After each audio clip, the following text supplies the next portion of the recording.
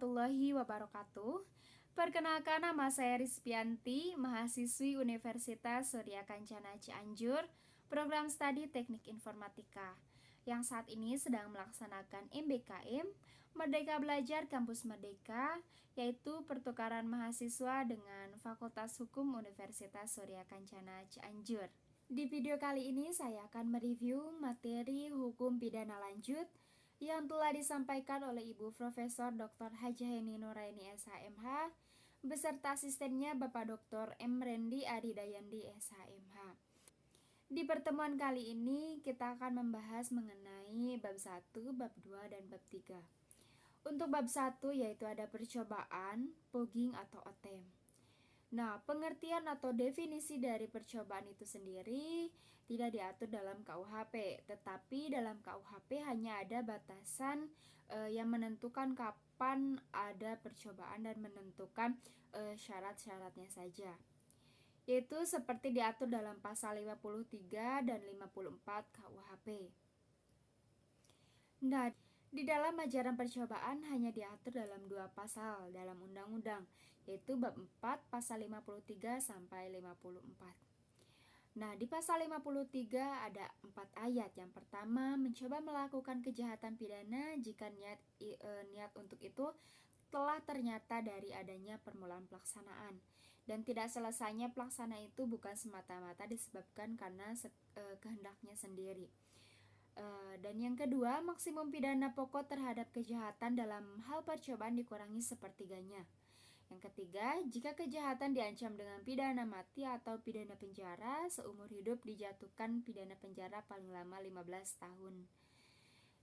Dan yang keempat yaitu pidana tambahan bagi percobaan adalah sama dengan kejahatan selesai.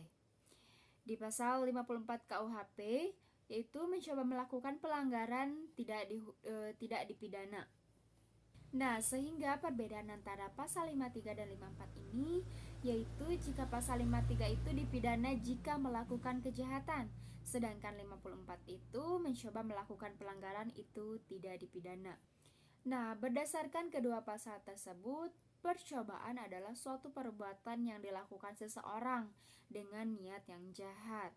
Dan niat itu sudah mulai dilaksanakan, tetapi perbuatannya belumlah selesai. Nah, tidak selesainya perbuatan tersebut bukan karena kehendak si pelaku. Kemudian sifat percobaan yang pertama sebagai dasar atau alasan memperluas dapat dipidananya seseorang, yaitu seseorang dapat dikenakan sanksi pidana apabila telah memenuhi unsur pasal 53.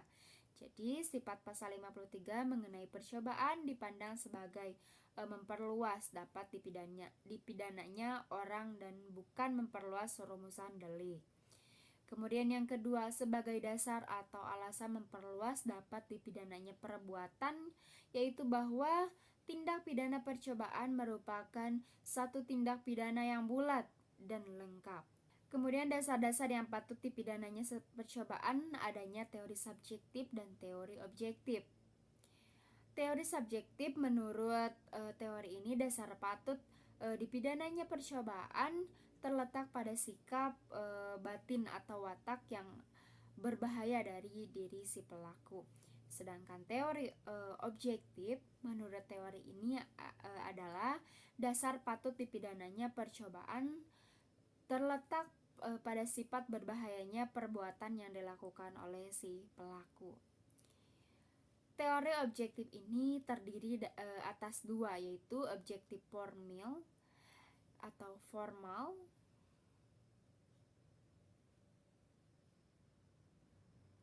Yang pertama yaitu objektif atau formal, yaitu perbuatan itu dianggap berbahaya terhadap tata hukum. Dan yang kedua, teori objektif material, yaitu menganggap perbuatan itu dianggap berbahaya terhadap kepentingan hukum. Selanjutnya itu dasar patut dipidananya percobaan. Yang pertama yaitu teori subjektif. Menurut teori ini, dasar patut dipidananya percobaan terletak pada sikap batin atau watak yang ada pada diri si pelaku. Nah, pada penganut teori ini yaitu teori Van Hemel, Kemudian yang kedua, teori objektif. Menurut teori ini, dasar patut dipidananya percobaan terletak pada sifat berbahayanya perbuatan yang dilakukan oleh pelaku. Selanjutnya yaitu ada unsur-unsur percobaan. Dari rumusan yang ditentukan dalam ketentuan pasal 53 ayat 1 dalam Kitab Undang-Undang Hukum Pidana atau KUHP jelas terlihat bahwa unsur-unsur percobaan adalah sebagai berikut. Yang pertama yaitu adanya niat, kemudian yang kedua adanya permulaan, dan yang ketiga pelaksanaan tidak selesai bukan semata-mata karena kehendak pelaku sendiri. Kemudian selanjutnya ada percobaan mampu dan tidak mampu. Percobaan tidak mampu muncul apabila perbuatan pelaksanaan telah dilakukan, tetapi delik yang dituju tidak selesai, atau akibat yang terlarang menurut undang-undang tidak timbul. Tidak timbulnya akibat yang dilarang dapat disebabkan tidak mampunya objek. Perbedaan percobaan mampu dan tidak mampu hanya ada pada percobaan objektif, yaitu menitikberatkan pada sifat berbahayanya perbuatan. Sedangkan penganut teori subjektif tidak mengenal perbuatan tersebut, melainkan menitikberatkan pada sifat berbahayanya sikap batin atau watak pelaku tindak pidana. Jadi menurut MPT, Memory van Tolechting, tidak mungkin ada percobaan pada objek yang tidak mampu. Yang ada adalah hanya percobaan yang tidak mampu pada alatnya. Nah, MPT atau Memory van Tolechting ini membedakan antara percobaan yang tidak mampu karena alatnya dibedakan, yaitu menjadi yang pertama, tidak mampu mutlak atau absolut, yaitu bila dengan alat tersebut tidak mungkin akan muncul delik atau tindak pidana. Kemudian yang kedua, tidak mampu relatif, yaitu bila dengan alat tersebut tidak timbul delik selesai, tetapi keadaan tertentulah yang menyebabkan muncul delik. Dalam hal ini mungkin ada delik percobaan. Selanjutnya yaitu ada pemidanaan terhadap percobaan. Percobaan terhadap kejahatan diatur dalam pasal 53 ayat 2 KUHP, yaitu maksimum pidana yang dijatuhkan dikurangi sepertiganya. Sedangkan menurut pasal 53 ayat 3 KUHP, untuk ancaman pidana mati atau seumur hidup, maka maksimum pidana untuk percobaan adalah 15 tahun penjara. Selain itu juga ada pengecualian terhadap tindak kejahatan yang diatur dalam buku 2 KUHP tetapi tidak dipidana, yaitu apabila melanggar pasal 184, 302, 351 ayat 5 dan 352 ayat 2. Selanjutnya, percobaan di luar KUHP diatur di luar KUHP seperti dalam Undang-Undang Nomor 7 DRT tahun 1955 tentang TPE, yaitu Undang-Undang Nomor 35 tahun 2009 tentang narkotika, dan Undang-Undang Tindak Pidana Korupsi serta yang lainnya. Terhadap beberapa tindak pidana di luar KUHP ini diserahkan kepada pengaturan undang-undang tersebut sesuai dengan pasal 103 KUHP, tetapi pada umumnya tindak pidana di luar KUHP atau khusus tidak berlaku atau tidak mengenal percobaan sama dengan dianggap perbuatan selesai. Nah, itu adalah pembahasan dari bab 1. Selanjutnya itu ada bab 2 tentang dealnaming atau penyertaan. Dealnaming atau penyertaan berarti turut campur dalam peristiwa pidana, turut berbuat delik, dealnaming, complicity, serta berpartisipasi. Dealnaming atau percobaan secara umum diatur pada buku 1 bab 5 KUHP pasal 55 sampai 62 secara khusus. Secara tersebar dalam buku 2 KUHP, buku 3 KUHP dan beberapa peraturan di luar KUHP atau tindak pidana khusus, sehingga kita dapat menyimpulkan bahwa penyertaan adalah apabila suatu tindak pidana terlibat lebih dari satu orang atau beberapa orang melibatkan diri dalam suatu tindak pidana, atau satu tindak pidana dilakukan lebih dari satu orang, tindak pidananya hanya satu, orang yang melakukannya lebih dari satu. Nah, dealnaming ini diatur dalam Kitab Undang-Undang Hukum Pidana atau KUHP, terdapat pada pasal 55 dan 56. Adapun 5 bentuk penyertaan atau peran, yaitu yang pertama itu yang melakukan atau plehan, yaitu orang yang melakukan sendiri suatu tindak pidana dan dipandang sebagai orang yang paling bertanggung jawab atas tindak pidana tersebut. Mereka termasuk golongan ini adalah pelaku tindak pidana yang melakukan perbuatannya sendiri, baik dengan alat maupun tidak memakai alat. Nah, dengan kata lain, player ini adalah mereka yang memenuhi seluruh unsur yang ada dalam suatu rumusan karakteristik delik pidana dalam setiap pasal. Ada pembuat material dan pembuat formil yang secara berbeda. Kemudian yang kedua yaitu mereka yang menyuruh melakukan atau downplayhan, merupakan salah satu bentuk penyertaan di antara 4 bentuk lainnya, di mana downplayhan ini adalah turut serta melakukan sebagaimana ditetapkan dalam pasal 55 KUHP yang menyuruh melakukan suatu delik dipidana sebagai pembuat delik. Selanjutnya adalah unsur-unsur dari bentuk pembuat, yaitu yang pertama, melakukan tindak pidana dengan perantara orang lain sebagai alat di dalam tangannya. Kemudian yang kedua, orang lain itu berbuat yang pertama tanpa kesengajaan, contohnya mengedarkan uang palsu. Kemudian yang kedua, tanpa kealpaan, contohnya menyiramkan air panas kepada pemulung. Yang ketiga, tanpa tanggung jawab. Kemudian di bentuk ketiga yaitu ada orang yang turut serta melakukan atau medepleher, yaitu orang yang dengan sengaja turut serta melakukan suatu tindak pidana. Ada 2 syarat bagi adanya turut melakukan tindak pidana. Yang pertama itu kerjasama yang disadari antara pelaku, hal mana merupakan suatu kehendak bersama antara mereka. Dan yang kedua yaitu mereka harus bersama-sama melaksanakan kehendak itu atau kerjasama secara fisik. Nah, di dalam bentuk ini sedikitnya harus ada 2 orang dalam turut melakukan atau medepleher, yaitu orang yang melakukan disebut sebagai plehan dan orang yang turut melakukan disebut sebagai medeplehan. Kedua orang itu semuanya melakukan perbuatan pelaksanaan, jadi melakukan unsur dari delik. Tidak boleh misalnya hanya melakukan perbuatan persiapan saja atau perbuatan yang bersifatnya menolong.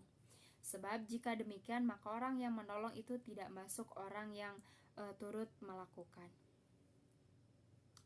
Nah, akan tetapi di dalam hukum sebagai membantu melakukan atau medeplehan pasal 56 KUHP. Kemudian bentuk penyertaan yang keempat yaitu ada orang yang membujuk atau menggerakkan disebut itlocking, yaitu orang yang menggerakkan orang lain agar berbuat suatu tindak pidana dengan menggunakan sarana-sarana yang ditentukan oleh undang-undang. Adapun syarat penganjur dapat dipidananya adalah yang pertama adanya kesengajaan menggerakkan orang lain, yang kedua menggerakkan dengan sarana seperti yang diatur dalam KUHP. Kemudian yang ketiga, putusan kehendak pembuat material ditimbulkan karena adanya upaya tersebut. Kemudian yang keempat, pembuat material mencoba atau melakukan tindak pidana yang dianjurkan tersebut. Kemudian yang kelima, yaitu pembuat material dapat dipertanggungjawabkan. Nah, selanjutnya itu ada bentuk terakhir dari penyertaan, yaitu ada medepletehid, yaitu orang yang membantu melakukan. Nah, di dalam pasal 56 KUHP diatur tentang pembantuan yang terdiri dari 2 jenis, yaitu pembantuan pada saat kejahatan dilakukan dan pembantuan pada saat sebelum kejahatan dilakukan. Pembantuan ini bersifat aksesorir, artinya untuk adanya pembantuan harus ada orang yang melakukan kejahatan, harus ada orang yang dibantu. Tetapi dilihat dari pertanggungjawabannya tidak aksesorir, artinya dipidananya pembantu tidak tergantung pada dapat tidaknya si pelaku dituntut atau dipidana. Nah, bentuk 1 sampai 4 ini terdapat dalam pasal 55, sedangkan bentuk 5 atau bentuk yang terakhir itu terdapat dalam pasal 56 KUHP. Selanjutnya yaitu ada penggolongan penyertaan. Itu menurut KUHP yang pertama, golongan pelaku bentuk 1 sampai bentuk 4 yaitu bukan pelaku tindak pidana, tetapi pertanggungjawaban pidananya disamakan dengan pelaku. Kemudian yang kedua yaitu golongan pembantu, itu bentuk 5, diatur dalam pasal 56 dan pasal 57 KUHP. Selanjutnya menurut doktrin, yang pertama yaitu selbstständig Formen, Vandermelming. Bentuk penyertaan yang berdiri sendiri, artinya pelaku bertanggung jawab sendiri-sendiri atas perbuatannya. Yaitu bentuk 1 sampai dengan bentuk ketiga. Yang kedua yaitu onzelfstandig Vandermelming. Bentuk penyertaan yang dipertanggungjawaban pesertanya bergantung pada perbuatan peserta lainnya sebagai perbuatan yang dapat dihukum. Itu bentuk 4 dan bentuk kelima. Nah, selanjutnya kita membahas bab 3, yaitu tentang perbarengan atau gabungan suatu tindak pidana. Disebut sebagai summon loop atau concursus. Pengertian perbarengan atau gabungan tindak pidana atau concursus atau summon loop dalam KUHP tidak dirumuskan definisinya, tetapi dari rumusan pasal-pasalnya dapat disimpulkan. Yang pertama, seseorang dengan satu perbuatan mengakibatkan beberapa pidana yang dilanggar. Orangnya satu, tindak pidananya satu, tapi aturan yang dilanggar lebih dari satu, disebut concursus idealis.